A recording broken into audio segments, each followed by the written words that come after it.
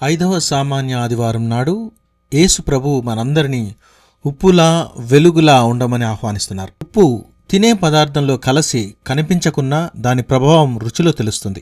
మరియు ఉప్పును వివిధ పదార్థాలు కుళ్ళిపోకుండా సంరక్షించబడటానికి, నిల్వ ఉంచటానికి కూడా వినియోగిస్తూ ఉన్నాం. భారతీయ పోషకాహార సంస్థ ప్రతి ఒక్కరూ కనీసం 6 గ్రాముల ఉప్పును రోజు తీసుకోవాలని సూచిస్తుంది. మన శరీరంలో ఉప్పు మీద ఆధారపడని అవయవం అంటూ లేదంటే అతిశయోక్తి కాదు. కండరాలు సంకోచించడంలో, నీటి నిల్వలో కూడా కీలక పాత్ర వహిస్తుంది. ఇంతటి గొప్ప స్వభావాన్ని కలిగి ఉండాలంటూ నేడు ప్రభువు మనకు ఆహ్వానిస్తున్నారు. పలు రకాల కారణాల చేత చెడుగా మారుతున్నటువంటి ఇజ్రాయేలు జాతిని ఉప్పు వలె వ్యవహరిస్తూ నాడు యెషయా హెచ్చరిక చేస్తున్నారు.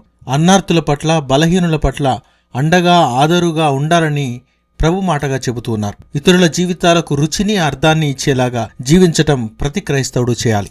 ఇక 112వ కీర్తనలో సచ్చీలురకై చీకటి నుండి వెలుగు ప్రకాశించును అనే మాటలను మనం వింటున్నాం. రాపిడి వల్ల అగ్ని లేదా వెలుగు కలుగుతుంది. దాని యొక్క మూలం కనిపించకున్నా దాని ప్రభావం మనం చూస్తాం. వెలుగు వల్ల భౌతిక ప్రపంచాన్ని మనం చూడగలుగుతూ ఉన్నాం. నాడు యావే వెలుగు స్తంభమై దారి చూపిస్తే నేడు క్రీస్తు మనందరికీ వెలుగై ఉన్నారు. క్రీస్తు వెలుగు వలన ఈ యొక్క ప్రపంచాన్ని మనం సరిగా చూడగలగాలి.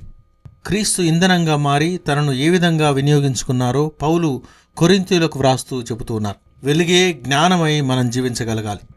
అజ్ఞానం, చెడు అలవాట్లు, అభద్రతాభావం, ప్రపంచపు పోకడ, ఆత్మ న్యూనతాభావం నుండి, అజ్ఞానం, చీకటి నుండి మనం బయటపడాలి.